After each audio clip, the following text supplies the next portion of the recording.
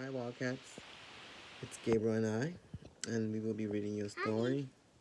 Hope you guys enjoy it. The Hungry Plants. Chapter 1. Gotcha. Everything is quiet in the bog, or almost everything. A tiny black fly buzzes around, looking for food. All of a sudden, it smells nectar, sugary juice that plants make. The sweet smell is coming from a strange plant growing flat against the ground. Boom.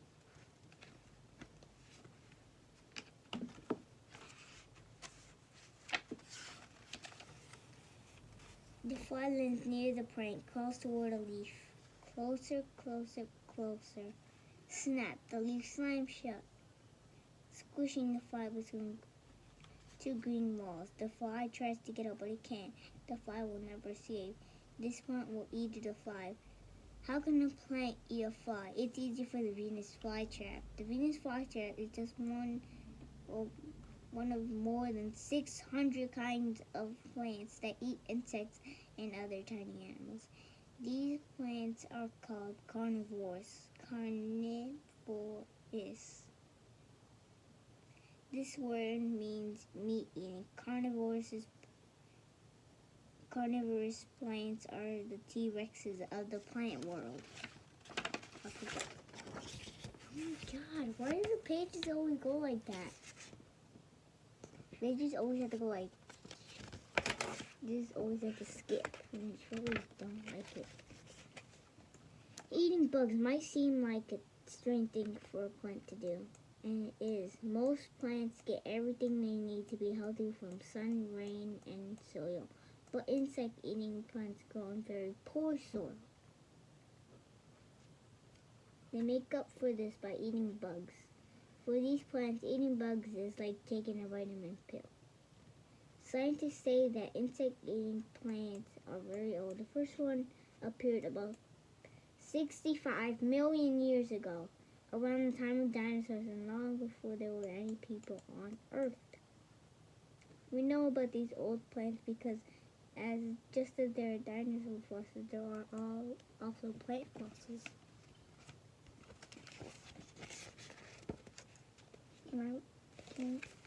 I can hold it. I can hold it. The oldest known carnivorous plant is Aldrovanda. Aldrovanda. Scientists have found fossils of its seeds. Meat-eating plants hunt very differently than meat-eating animals. Unlike animals, plants don't have legs, so they can't move around and hunt their prey like animals can. Plants don't have claws and sharp teeth either, but they can still catch food. How do they do it? With tricks and traps.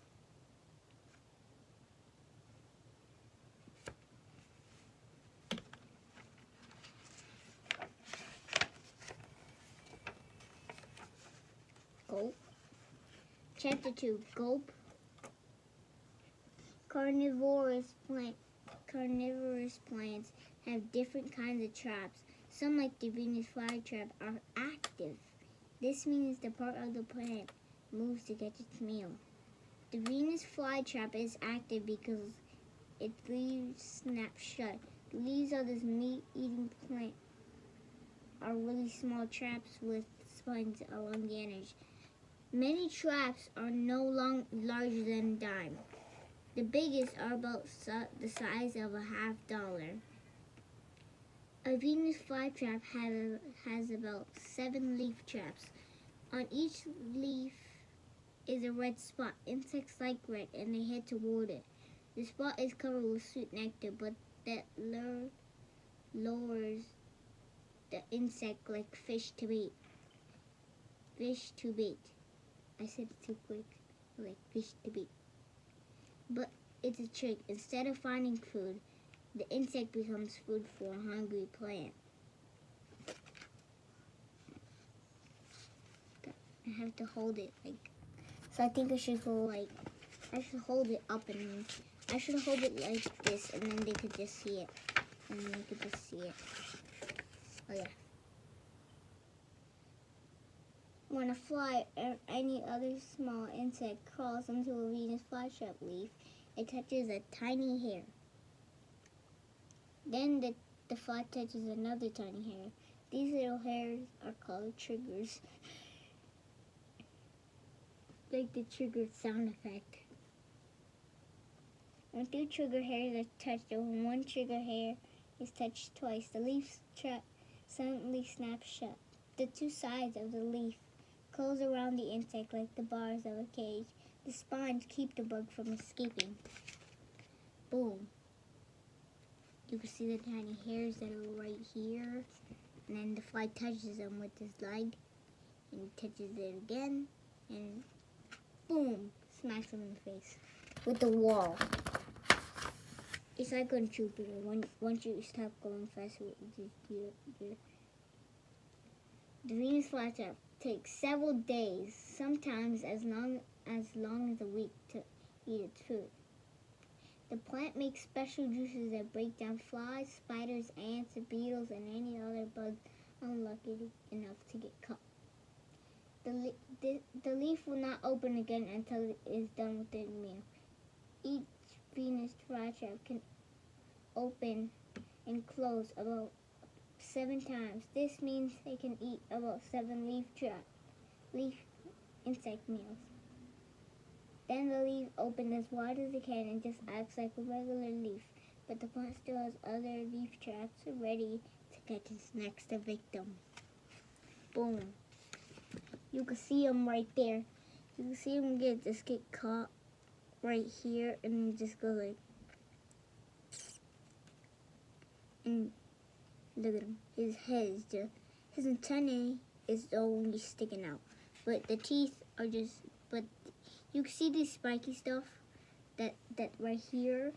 They look like teeth, but they only they use them as they're like the size of the spines, and then they go they block it from sliding out. That's a scientific fact. And I don't even know a lot about this stuff, and I already did that. So another type of insect-eating plant is the bladderwort. Is my favorite. It is also an active trap. There are more than 200 kinds of bladderworts. Some have beautiful flowers that look like orchids, but quicker than you can blink your eye, bladderworts suck up their prey.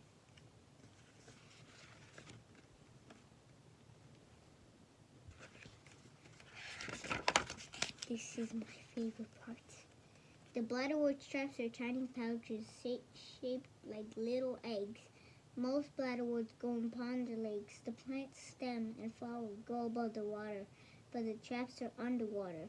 When tiny water animals swim by, they touch a trigger hair on the plant's trapdoor. In less than half a second, the pouch opens, sucking the water and the animal inside, just as you'd suck juice from a straw. It takes about 1 hour for the plant to reset the trap. Then it's ready to catch another passing bug. And then you can see the little pouches that are right here. You can see it, and then it looks like a spider got cut in there. But it's no spider. It's just like a little thing that's in there. That always comes in it. So, I shouldn't even be telling them what's going to happen again. Like a small helicopter, a bee whizzes in for a landing on the edge of a plant. The bee smells next to it and wants to sip. It crawls inside in the plant and quickly loses its footing. The plant walls are slippery. It's meat.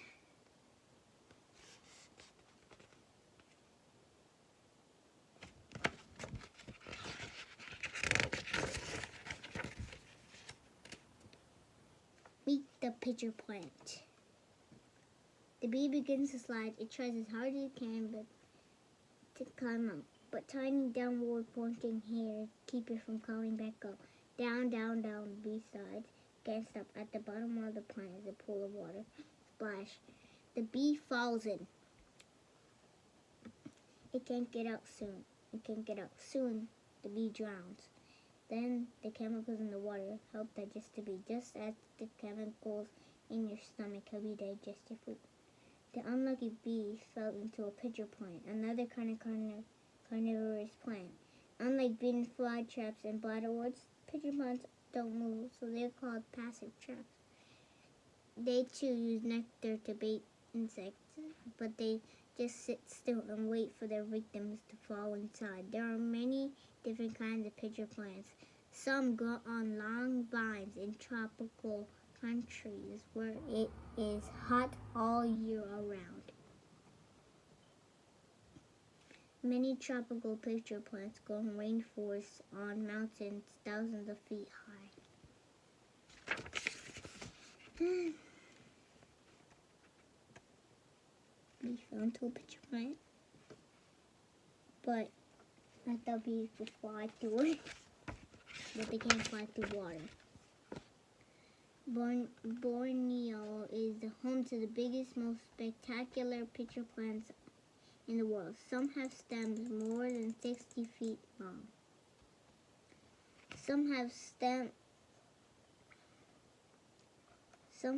more than 60 feet long that snake along the ground or hang from trees. Some are big enough to trap a tree frog or small bird. Others are so tiny they can't catch anything larger than an ant.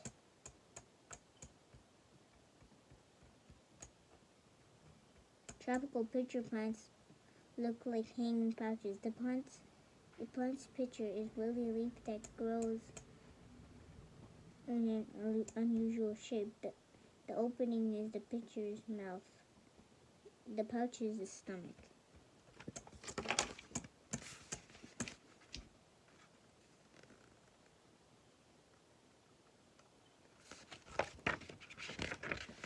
Then we can read the things in the back. Most tropical pitcher plants are climbing vines that usually have two types of pitchers. Lower pitchers are shaped sort of like cans because they are closest to the ground. Lower pitchers can catch crawling insects. Upper pitchers are shaped like funnels. Upper pitchers can catch mostly flying insects, such as honeybees, flies, and hornets. Above the plant's mouth is a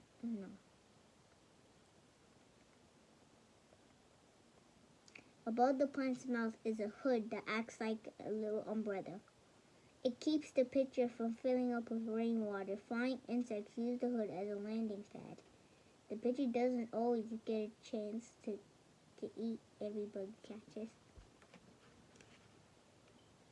Sometimes it is robbed by a food thief. A diving spider can dive into the pitcher and steal a bug that the plant has trapped. Pitcher plants. Diving spiders can get out of pitcher plants without getting trapped because they crawl up silk thread that they spin from their bodies. The thread acts like a safety line.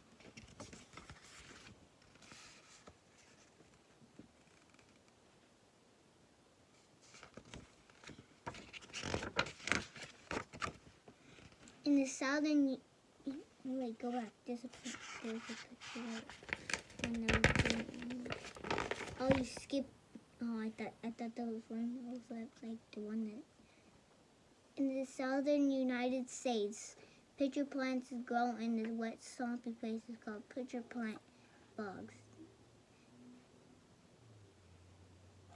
They look very different from tropical pitcher plants. They don't hang from trees or cliffs. Instead, they look like trumpets growing out of the ground.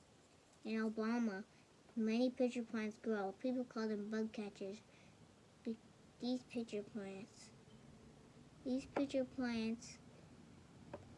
come in all sorts of different sizes and colors. The purple pitcher plant is one of the most widespread insect-eating plants. It has some silly nicknames. Huntsman cat, the side saddle pitcher plant, and frog's britches. I did not want to say that. Like, about, I would never do that. The parrot pitcher has been known to catch green tree toads and chameleon lizards.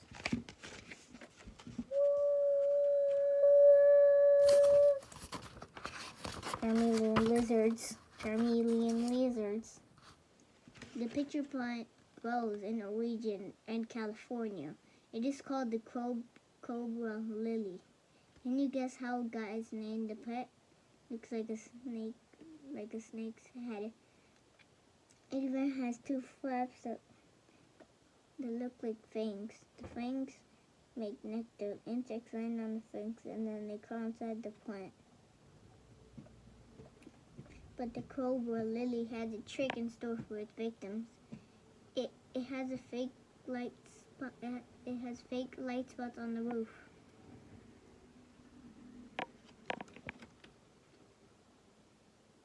On the roof of its hood. Insects inside the plant see the spots and think there's a way out. But then when the insect tries to escape by the light, it crashes head on to the plant's wall. It falls down into the water-filled trip. You see? A pen could just break through that. But you do not want to do that. With all these tricks, light spots, hoods, pointy hair, slippery slides, you'll think every bug will want to stay away from pitcher plants, but some bugs actually live inside them. In fact, the water in pitcher plants is a perfect place for a mosquito to lay her eggs. When the eggs hatch, the young worm-like animals called larvae live in the water. The larvae are so small they could fit in this letter O. No one knows why, but the pitcher plant does not eat them. So even pitcher plants can be a home for somebody. I've seen that part, and you can see like the little larvae just crawling around because they have their feet. Chapter 5: Sticky Fingers. Sundews are some of the prettiest bug-eating plants around. But don't let that fool you. They are also pretty deadly. Each sundew has tentacles that grow on its leaves. Sundews get their name from the little gluey balls that look like dewdrops on their tentacles. How will I just read one page and you read another page? When a beetle flies over the plant, it smells the plant nectar and lands to take a sip. Then it gets stuck to the gooey balls. The beetle tries to pull its legs free, but it's no use. The harder the beetle tries to escape, the more the glue sundew makes. Then this passive trap becomes very active. The sticky tentacles slowly wrap around the insect's body, squeezing it so hard that it can't breathe. The sundew's tentacles make an acid that turns the beetle into beetle juice. The plant feeds on its insects, slurping. Sundews for several days. Sundews come in all sizes. The pygmy sundew is no bigger than a penny. The staghorn sundew may have as 12 branches and can spread 2 feet across. It can catch larger bugs like butterflies and moths. Long ago, people believed that sundews could cure sickness. Many medicines were made from sundews. Mashed or chewed leaves were rubbed on warts, corns, and sunburns. Juices or teas made from the leaves were used to treat different diseases and problems such as asthma, whooping cough, and even toothaches. Some doctors today think that as a cough medicine, this old home remedy really works. The great British scientist Charles Darwin was fascinated by sundews. He thought they had a strong sense of taste and touch than any animal he had studied. Darwin spent 20 years studying insect-eating plants. In 1875, he wrote an entire book about them.